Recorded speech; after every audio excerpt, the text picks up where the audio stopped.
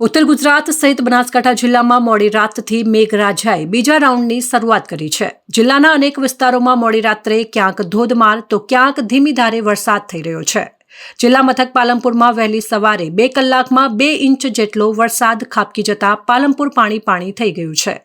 પાલનપુર શહેરના નીચાણવાળા વિસ્તારોમાં પાણી ભરાયા છે તો ડેરી રોડ ઉપર આવેલી ટ્રેઝર રેસિડેન્સી પાણીમાં ગરકાવ થઈ છે અને સોસાયટીમાં ઢીંચણસમા પાણી ભરાતા રહીશો મુશ્કેલીમાં મુકાયા છે।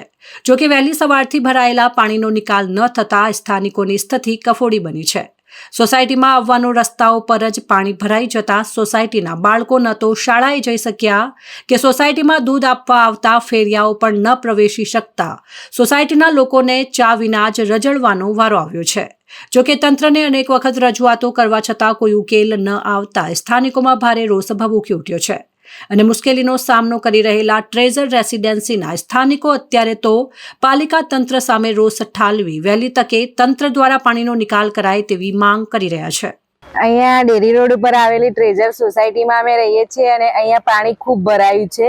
વરસાદના અત્યારે 3 ઇંચ વરસાદમાં આટલું પાણી ભરાતું હશે તો પછી આગળ વરસાદ 8 ઇંચ વરસાદ હશે એટલે કેટલું પાણી ભરાયું છે તમે પણ વિચારી શકો છો।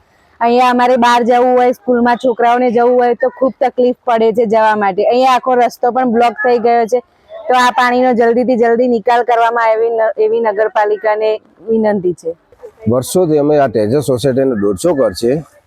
દર ફેરે નગરપાલિકાને રજૂઆત કરીએ, પ્રમુખ સાહેબને રજૂઆત કરીએ, ચીફ ઓફિસરને રજૂઆત કરીએ છીએ, અમારા ધારાસભ્યને પણ રજૂઆત કરીએ છીએ। આશ્વાસન સારું આપે છે। અમે કલેક્ટરને લેખિતમાં રજૂઆત કરી છે પણ આશ્વાસન સારું આપે છે। જ્યારે મળીએ ત્યારે ચલો મહિનાની અંદર 2 મહિનાની અંદર થઈ જાય। 4-5 વર્ષથી રજૂઆત કરીએ છીએ પણ હજુ આનો કોઈ નિકાલ નથી આવતો ને દર ફેરે સોસાયટીઓ નવી બને છે, નવું બાંધકામ આપે છે પણ એની વ્યવસ્થા કરીને બાંધકામ આપે તો સારામાં સારું કહેવાય।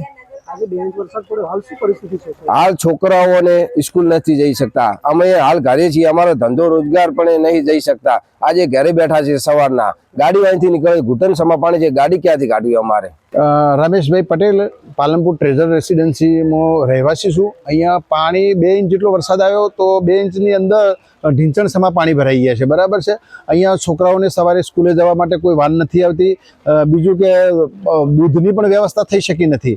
નગરપાલિકાને વારંવાર રજૂઆતો કરી પણ નગરપાલિકાએ કોઈ ધ્યાન ઉપર લેતી જ નથી। આપણે ચીફ ઓફિસર સાહેબને મળ્યા હતા, અમે પછી પ્રમુખશ્રીને મળ્યા હતા, કોર્પોરેટરશ્રીને મળ્યા હતા, એ સિવાય અમે કલેક્ટર સાહેબશ્રીને મળ્યા હતા કે ભાઈ અમને આ અમારી સોસાયટીમાં 150થી વધુ મકાનો છે તો અમને કંઈક વ્યવસ્થા કરી આપો, બરાબર છે। પણ સાહેબે કીધું કે ચલો હું ચીફ ઓફિસર સાહેબને વાત કરું છું અને એમને કીધું કે આઈને વિઝિટ પણ કરી ગયા, 1 વર્ષ થયું વિઝિટ કરે પણ કશું જ કર્યું નથી। અમારે શું છે, અહીંયા જે અમારો જે પાણીનો નિકાલનો રસ્તો હતો રેગ્યુલર, એ આગળ એક સોસાયટી બની છે એટલે એને મનમાની કરી અને આગળ વરંડો કરી દીધો, બરાબર છે। હવે એને કાયદાની ભાષામાં કદાચ એને કરવાનો આવતો હશે કે નહીં કરવાનો આવતો તો ડિપાર્ટમેન્ટને ખબર, અમને તો એમાં ખબર ના હોય।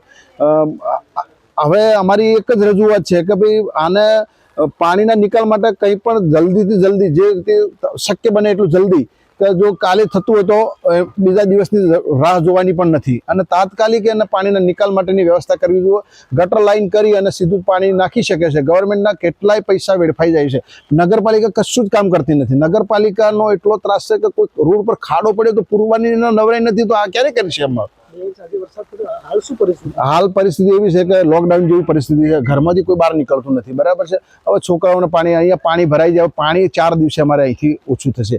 4 દિવસ સુધી મચ્છરો પડશે, છોકરાઓને કરડશે, છોકરાઓ બીમાર થશે, કેટલીક પરિસ્થિતિ અમારી ખરાબ છે।